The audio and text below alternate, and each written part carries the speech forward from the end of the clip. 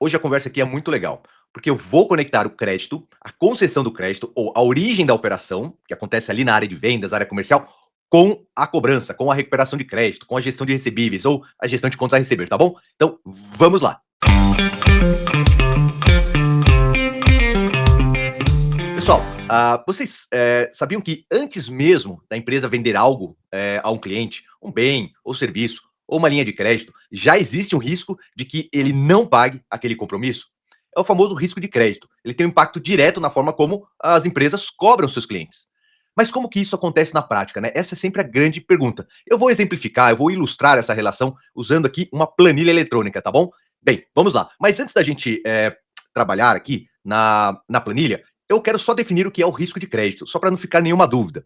O risco de crédito é a probabilidade de um cliente não pagar o que deve, não pagar os dívidas. Quando eu falo probabilidade, estou falando possibilidade, é uma chance disso acontecer. E essas probabilidades são calculadas, né, em softwares estatísticos, buscando relações entre variáveis, ou seja, características dos clientes e seu comportamento de pagamento. E esse comportamento pode ser uma falta de pagamento, um atraso, falta de pagamento permanente, né, um atraso de pagamento ou um pagamento pontual. Eu posso tirar várias, né, posso fazer várias inferências usando esses softwares estatísticos, tá bom? Então, eu faço uma estimativa, né, de comportamento futuro, tá bom? A partir de históricos do cliente, endividamento, renda, escolaridade, região de atuação, segmento de mercado, se for uma pessoa jurídica, né? Eu tenho vários aspectos ou várias características que eu posso e normalmente uso para chegar a esse comportamento, fazer essa inferência a respeito das chances de ocorrência de um evento de não pagamento ou a probabilidade do cliente não pagar aquele compromisso durante a vida daquele recebível, daquela fatura, daquele contrato, tá bom? Bem, as empresas que vendem a prazo ou concedem crédito precisam analisar esse risco antes de fechar aquela transação,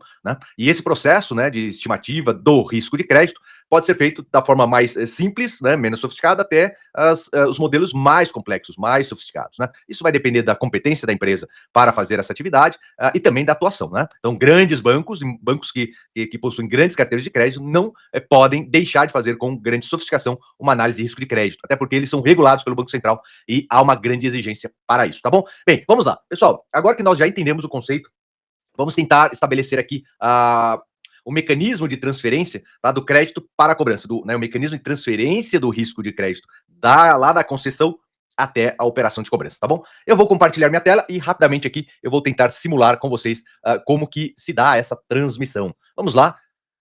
É o seguinte, nós estamos olhando o que eu chamo aqui de sistema de concessão de crédito. Olha que coisa interessante, né? Eu vou até diminuir aqui para melhorar a nossa visão.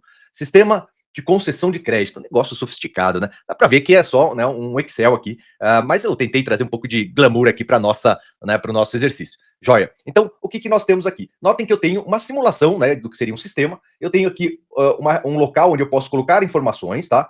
Que informações são essas? Características, dados, né, daqueles tomadores. Eu estou pensando aqui numa pessoa física, mas eu poderia fazer esse exercício com pessoa jurídica normalmente. Mas olha só, eu tenho lá nome do cliente, número de dependentes, ó, vou aumentar o zoom aqui, ó, número de dependentes, idade do cliente, nível de escolaridade, comprometimento de renda e valor das parcelas. Então são aspectos, são poucos, claro, que eu estou usando aqui numa simplificação da realidade, tá? Isso aqui é só um exercício hipotético, as relações que eu vou apresentar aqui, elas não batem com a realidade necessariamente, tá? Mas as direções são corretas, tá bom? Vamos lá. Então, eu tenho aqui onde colocar os dados e ao lado eu tenho o resultado da avaliação, onde eu vou encontrar, tá, o resultado da avaliação de risco de crédito. Na concessão, quando eu estou falando ali da concessão da operação, começo da origem, eu faço uma análise de risco de crédito e eu vou simular. Bem, vamos imaginar então que chega aqui um cliente, né, desejando parcelar uma determinada compra ou alguém buscando uma linha de crédito. Eu vou colocar aqui, né? A pessoa sentou aqui na minha frente e eu pergunto: oh, muito bem, qual que é seu nome? A pessoa vai falar: olha, meu nome é Pedro, Pedro Bono. Poxa, que legal. Bem, Pedro, ó, você que, né, está se candidatando aqui a uma linha de crédito, eu preciso coletar alguns dados seus, tá? Porque eu vou fazer uma análise de risco para verificar se eu consigo, se a minha política permite, né, que o seu risco, né, seja aprovado ou reprovado, aceito ou não aceito, tá bom? Então me diga, Pedro, quantos filhos você tem? Estou usando aqui o campo número de dependentes. Aí o Pedro vai falar: poxa, que legal, tenho um filho. Ah, muito bem. Então, estou carregando, olha lá. Qual que é a idade, Pedro? Quantos anos você tem? Ah, eu tenho 31 anos. Joia, 31 anos. Pedro, qual que é seu nível de escolaridade? Aqui, eu tenho duas opções apenas, tá, pessoal? Ensino médio e nível superior. Poderia ter mais, tá certo? Mas, legal, nível superior. Ah, muito bem. Pedro, eu vou pesquisar aqui seu comprometimento de renda, tá? Para verificar se você tem disponibilidade, né, capacidade para pagar uma mensalidade. Ou eu poderia perguntar para ele, ou eu poderia tirar esse dado de algum lugar, mas só para brincar aqui, eu trago aqui o comprometimento de 10% da renda. Pessoal, maravilha. Então, eu estou muito perto de chegar no resultado da avaliação e o próximo passo é, tá legal, Pedro, qual que é a sua capacidade de pagamento? O que você está pensando em termos de parcela, né? Aí ele vai falar, olha, eu estou pensando algo como R$ 500 por mês. Poxa, legal. Olha só o que eu vou fazer. Eu preenchi aqui com R$ 500. A hora que eu der um Enter, vocês vão notar que o resultado da avaliação vai aparecer. Enter. Opa, olha que apareceu. Muito bom. O cliente está aprovado na concessão.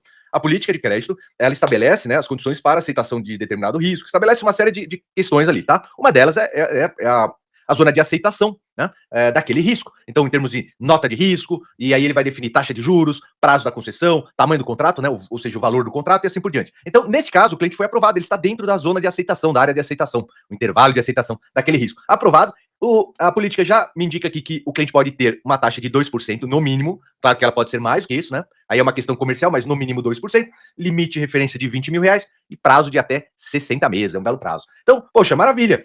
O cliente ele pode ter pego, por exemplo, uma linha de 36 vezes, né, em 36 parcelas, tá bom? E vamos imaginar que ele tenha pego ali, sei lá, R$ 14 mil de saldo, tá bom? Beleza, então ele está lá muito feliz com aquela linha de crédito, ou conseguiu parcelar em 3 anos aquela compra daquele bem, daquele equipamento, enfim, poderia ser qualquer coisa aqui, e ele está muito bem. Essa operação, então, pessoal, foi para a carteira de crédito, foi para o contas a receber. Ele está agora sob gestão da área, né? Da área financeira, da área de contas a receber ou da área de cobrança, né? Se a gente estiver pensando aqui na área de cobrança, a área que lida com com os mecanismos de retomada daquele capital, ora emprestado no passado. Muito bem, então estamos lá, agora estamos fazendo a conexão entre o crédito e a concessão de crédito. A operação foi originada, passou pelo processo de análise de risco e agora está sendo gerenciado pelo time de contas a receber. Legal, o time de contas a receber recebeu lá aquele contrato, aquele recebível, tem que acompanhar a vida daquele compromisso, tá? E temos até um vídeo falando sobre como fazer isso, né? Desde os primeiros dias ali de atuação na área, né? Do ponto de vista organizacional, estratégico e operacional, mas é isso aí, tá lá agora na gestão de contas a receber. O que pode acontecer com esse recebível? O que pode acontecer com este cliente ao longo do tempo? Bem, o risco de crédito dele pode variar, pode alterar, pode melhorar, né, a condição daquele cliente e, por consequência, diminuir o risco de crédito, ou ele pode ter o efeito contrário, que é onde o problema aparece, quando as condições financeiras do cliente se deterioram e ele aumenta o risco de crédito, né? Há um aumento no risco de crédito e ele passa, então, a oferecer risco de não recebimento daquele capital, oferecer risco financeiro para a companhia. E como que a gente pode simular isso? Tá aqui, ó, pessoal. Vamos lá. Vamos imaginar, então, que esse contrato que o Pedro, né, acessou ali de 3 anos, após 2 anos de contrato, pagando tudo em dia, ele, nesse meio tempo, ele acaba tendo mais 2 filhos. Então, eu vou colocar ali, olha o que vai acontecer. Eu vou colocar aqui, ó, né, 2 filhos a mais, total 3. Eu vou dar um Enter, vocês vão notar que a avaliação já vai mudar. Olha lá, já mudou.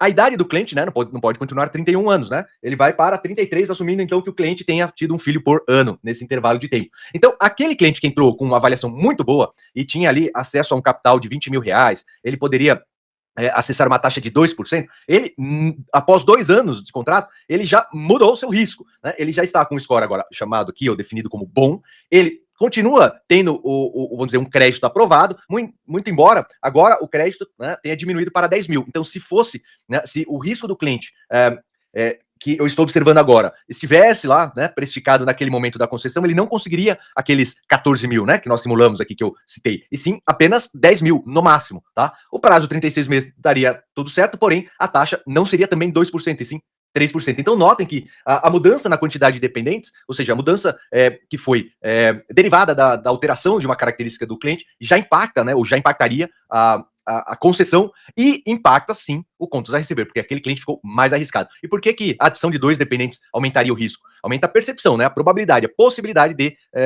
do cliente entrar em default. Porque, pessoal, quando a gente fala de cuidados pessoais, nós temos, para cuidar de nós mesmos, nós temos que pagar saúde, educação, transporte, vestuário, uma série de aspectos. Quando nós temos um filho, todos esses aspectos, né, também estão presentes. Saúde, educação, transporte, vestuário e assim por diante. Coloque mais 2 filhos na conta, 3 filhos, esses custos aumentam, né? Se eu mantiver aqui o nível de renda, estou falando de um impacto maior no orçamento daquele tomador, daquela pessoa, né, daquela família. Então, é claro que um filho, né, quando a gente adiciona filhos à nossa família, embora filhos seja uma coisa incrível, maravilhosa, né, o que acontece na prática é que os custos aumentam. Muito bem, então eu estou aqui olhando que já há um aumento do risco, né, no risco do cliente na nossa operação. Muito bem, agora eu vou, né, tornar ainda mais radical a realidade do tomador Pedro aqui, coitado. Eu vou sair aqui de 10% de endividamento para 50%. Olha lá.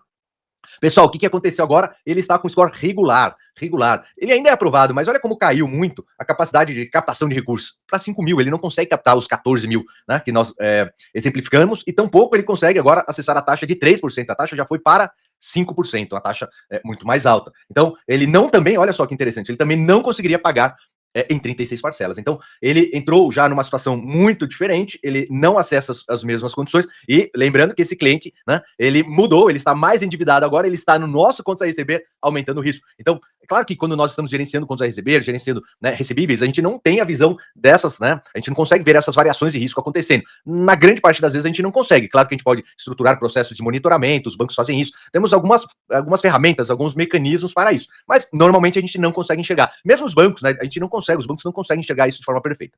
De qualquer forma, esse risco está aumentando na operação e a probabilidade de default ou a chance do cliente entrar em inadimplência no meu contas a receber está aumentando. Vamos para o último exercício aqui. O cliente vai para 70% de endividamento. Bem, quando eu falo de endividamento, estou falando, dado o nível de renda, o quanto que ele tem, né, de renda comprometida já com empréstimos, né, com despesas, e o quanto sobra para fazer frente a alguma despesa adicional. Nesse caso, com 70% de comprometimento de renda, o score do cliente já vai para baixo, ó. Vai para baixo, o crédito foi reprovado e não há nenhuma. A política de crédito dessa companhia já não oferece nenhuma possibilidade de compra ou de tomada de crédito, né? Isso já foi eliminado por conta do elevado risco de crédito. Se vocês olharem aqui na lateral, eu tenho a escala do Serasa. Olha que interessante, vou até aumentar aqui.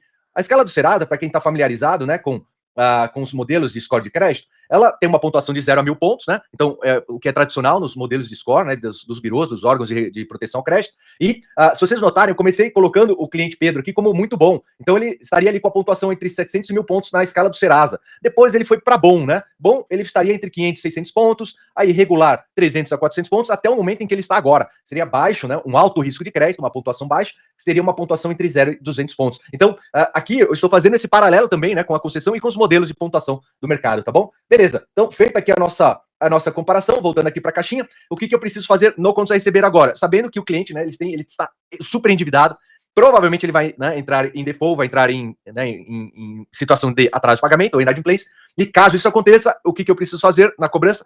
Eu tenho que conversar com o cliente, eu tenho que conseguir identificar o motivo de inadimplência. Por quê? Porque o motivo de inadimplência vai mudar, ou pode mudar, e normalmente afeta a política, afeta a forma como eu converso com ele no processo de cobrança. Vamos lá. Então, falando um pouco de causas de inadimplência, então, olha só, a grande parte, né, dos atrasos de pagamento ou da falta de dinheiro do cliente está relacionada ao desemprego ou perda de renda. É bem intuitivo isso, né? Tá? Então, sabendo disso, a gente precisa investigar aspectos e construir uma proposta, uma abordagem que possa ajudá-lo nessa realidade. Tá? Má gestão financeira, o segundo item aqui. Endividamento excessivo. Emergências médicas e despesas inesperadas. A gente sabe que muitas vezes a gente tem que lidar com despesas médicas que nós não estamos esperando, né? E isso impacta o nosso orçamento, né? E aí a questão que fica é como eu trato um cliente que tem essa realidade, quando que ele vai conseguir estruturar novamente a sua situação financeira e como a gente pode ajudá-lo. E quando eu falo ajudá-lo, é no sentido de oferecer uma proposta financeira ali de talvez parcelamento com um novo valor de parcela que esteja dentro do orçamento daquela situação nova, ou uma opção de desconto para que ele consiga liquidar no evento, por exemplo, de desemprego, né? Onde ele recebe ali um valor de rescisão. Eu vou trabalhar, né, as minhas ações de cobrança em função daquele status, em função da realidade daquele cliente, né? Olha lá, falecimento de provedor de renda, divórcio, separação, falta de educação financeira e assim por diante. Então, quando eu vou agora, descendo mais um pouco a tela, quando eu vou para o detalhamento da dívida, aqui eu peguei o quê? Ó, eu só estou traduzindo em números aquilo que eu falei agora há pouco. Um contrato de 14 mil, que foi o contrato que o Pedro pegou lá, né, lá no início, taxa de juros de 2% em 36 meses. Aqui, então, pessoal, eu construí aqui a tabela, tá, de pagamentos, tabela price, onde eu tenho o valor da parcela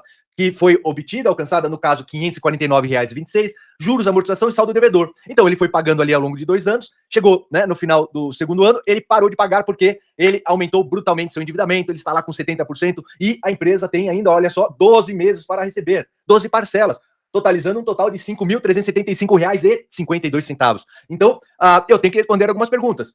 Pergunta 1, qual abordagem eu devo adotar na cobrança para aquele cliente, né? Então, considerando as características da dívida e do cliente, eu tenho que empregar uma ação de cobrança adequada àquele perfil.